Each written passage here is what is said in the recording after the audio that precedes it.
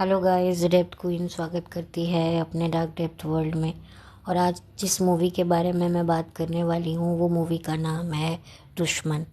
दुश्मन 1998 में आई थी और इसे बनाया था तनुजा चंद्रा ने, और ये एक हॉलीवुड मूवी से इंस्पायर थी। इस फिल्म की कहानी दो बहनों पर आधारित थी, जो दो जुड़वा बहनें होती हैं, जिसका किरदार निभाया था काजोल ने। एक होती है नैना, दूसरी होती है सोनिया। सोनिया और नैना दोनों ही बहुत ऑपोजिट पर्सनालिटी की होती हैं। जहाँ पर सोनिया काफ़ी स्मार्ट होती हैं, वहीं पर नैना काफ़ी होमली घरेलू सी लड़की होती हैं, सिंपल सी होती हैं। और जो सोनिया होती हैं वो अपने कॉलेज के एक लड़के को काफ़ी पसंद करती हैं, जिसका नाम, जो किरदार निभाया था शायद जस अरोड़ा ने, if I am not wrong. जो एक म्यूज़िक एल्बम भी आया था, गोरनाल इश्क मिटा, मलाइका अरोड़ा के साथ भी वो थे। तो उन वो किरदार वो निभाते हैं उनके बॉयफ्रेंड का। और एक बहुत ही एक हैप्पी फैमिली है। दोनों जो सिस्टर्स होती हैं, सोनिया और नैना, उनकी एक छोटी सी बहन भी होती है। उनकी माँ होती है तन्वी आज़मी, जो उनकी माँ का किरदार निभा रही हैं।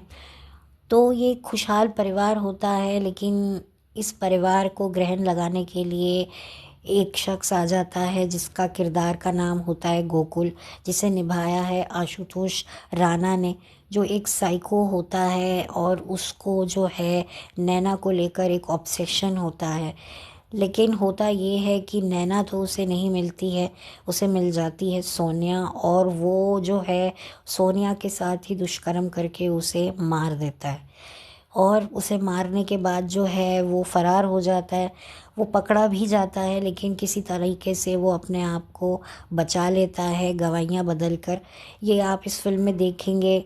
अगर आप इस फिल्म को देखना चाहेंगे तो ये यूट्यूब पे अवेलेबल है। मैं ज़्यादा इस फिल्म की कहानी नहीं बता रही हूँ।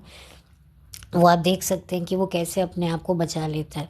फिर उसके बाद जो है काजोल, जो नैना होती है, वो बहुत ज़्यादा टूट जाती है कि वो कैसे अपनी बहन के हत्यारे को सज़ा दिलाए। और उसी दौरान उसकी मुलाकात होती है संजय दत्त से, जो एक आर्मी ऑफिसर रह चुके होते हैं पर रिटायर होते हैं, क्योंकि एक हादसे में उनकी आंखें चली जाती हैं।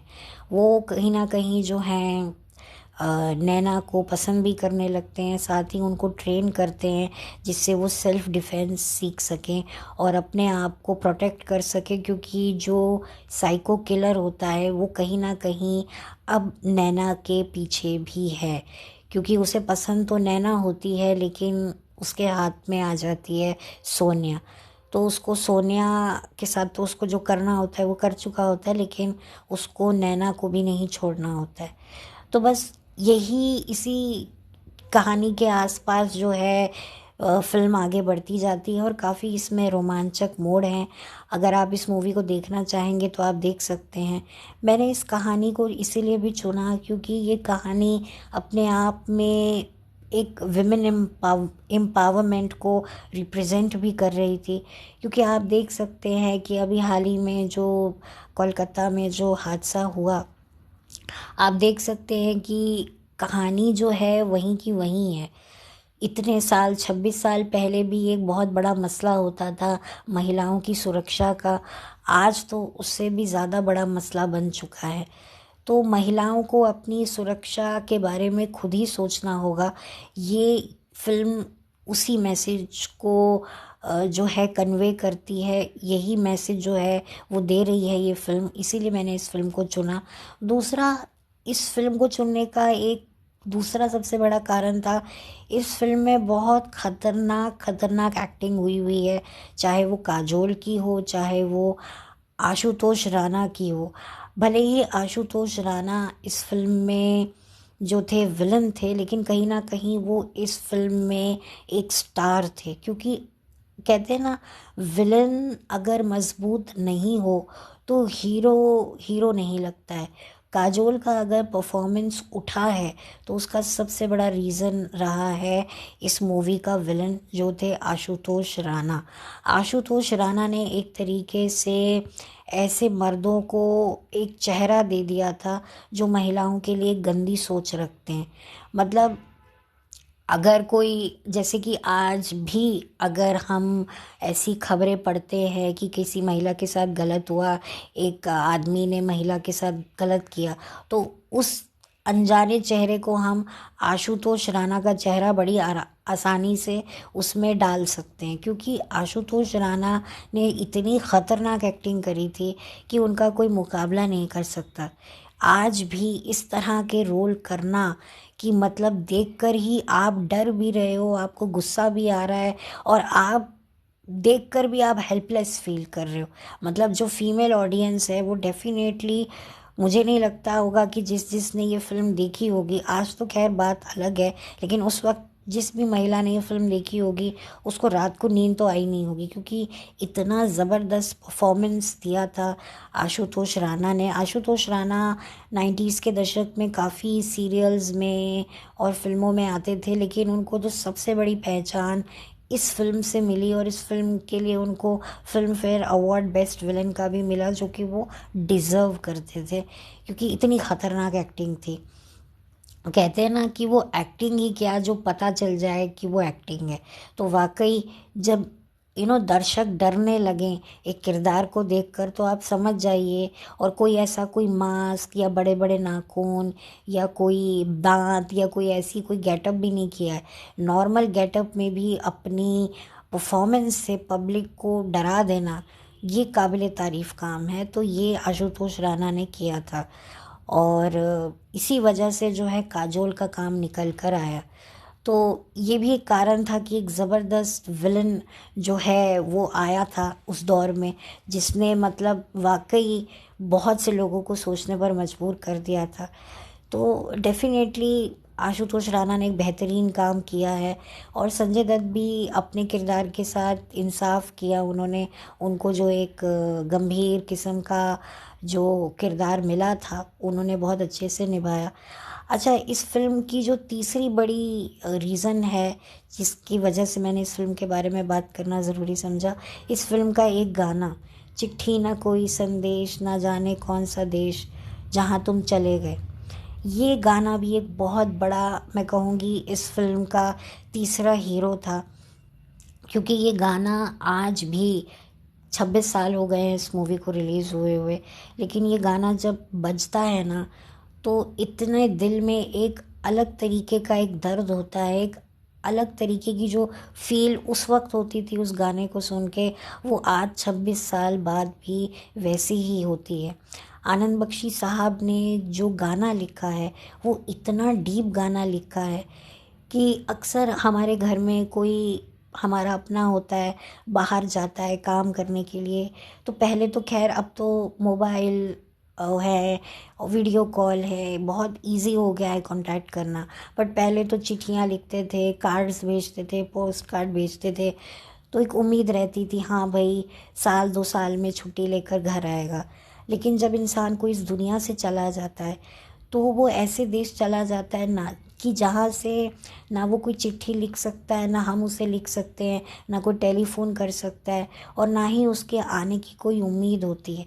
तो वो जो एक दर्द होता है जाने वाले के लिए, जो उसकी जो व्यथा होती है उसकी, और जो उसके पीछे जो उसके परिजन होते हैं, उनकी व्यथा को बहुत खूबसूरती से आनंद बख्शी साहब ने लिखा है कि भाई जाते जाते तुमने आवाज़ तो दी होगी। मतलब एक बहुत ही ज़्यादा इमोशनल गाना है, और अगर आप इस गाने को सुनेंगे ना, तो डेफिनेटली आप अपने लव्ड वंस को बहुत मिस करेंगे। क्योंकि हमारे जो करीबी होते हैं, वो कहीं भी जाते हैं तो हमें पता होता है हाँ वो लौट कर आएंगे, लेकिन वो एक ऐसी जगह चले जाएं जहाँ से वो कभी लौट के ही नहीं आए।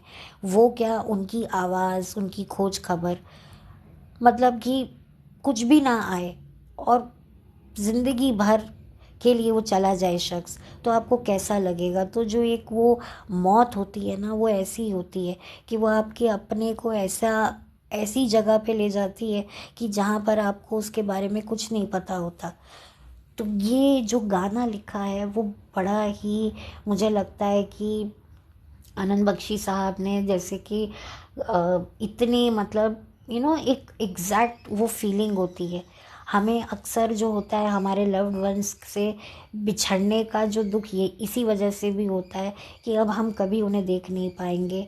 अब इस लाइफ में तो अब हमारी उनकी मुलाकात अब नहीं होगी।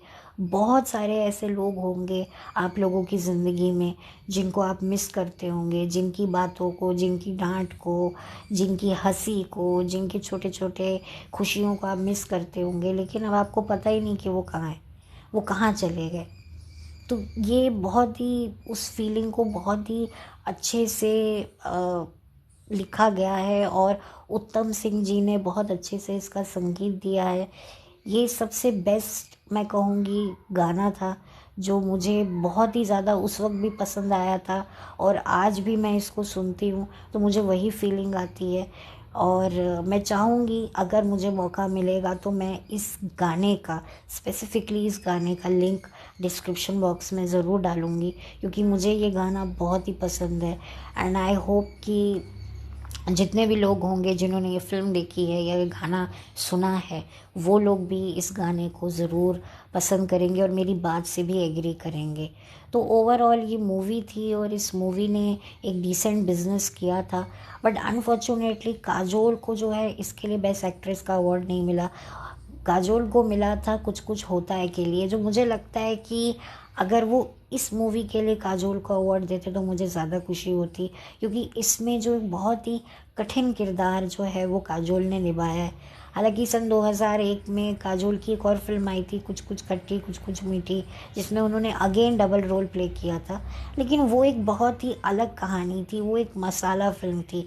बट ये एक बहुत ही डेप्थ मूवी थी। इसमें जो इमोशंस थे वो बड़े डार्क थे, डेप्थ थे कि मतलब एक तरीके से आपके किसी अपने को आपसे छीन लिया जाता है और उसको छीनने से पहले उसको जिस तरीके से नोचा जाता है, खरोचा जाता है, उसको एक तरीके से उसकी जो हालत की जाती है वो देखकर तो आपको और भी ज़्यादा तकलीफ़ होती है। तो उस पूरे तकलीफ़ को महसूस करना, करवाना और पब्लिक में वो दिखाना वो कोई छोटी बात नहीं होती है। तो काजोल ने ये बहुत अच्छा काम किया है।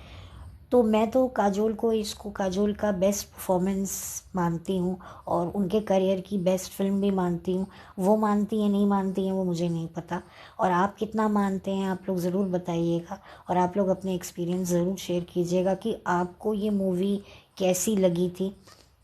जब ये मूवी रिलीज़ हुई थी आप लोगों ने ये मूवी हॉल पे देखी थी या टीवी पे देखी थी? मैंने ये मूवी टीवी पे देखी थी, लेकिन यकीनन कह रही हूँ कि इस फिल्म ने बहुत गहरा छाप छोड़ा था मेरे पे।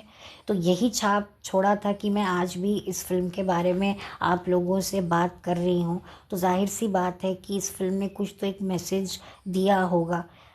तो खैर बस मुझे ज़्यादा कुछ और कहना नहीं है इस फिल्म के बारे में। तो आप लोग ज़रूर अपना ओपिनियन बताइएगा। तब तक के लिए चलती हूँ, लौट कर मिलती हूँ। हैव अ ब्लेस्ड डे और एक नई वीडियो के साथ आप लोगों के सामने फिर से हाजिर होंगी। Bye, take care.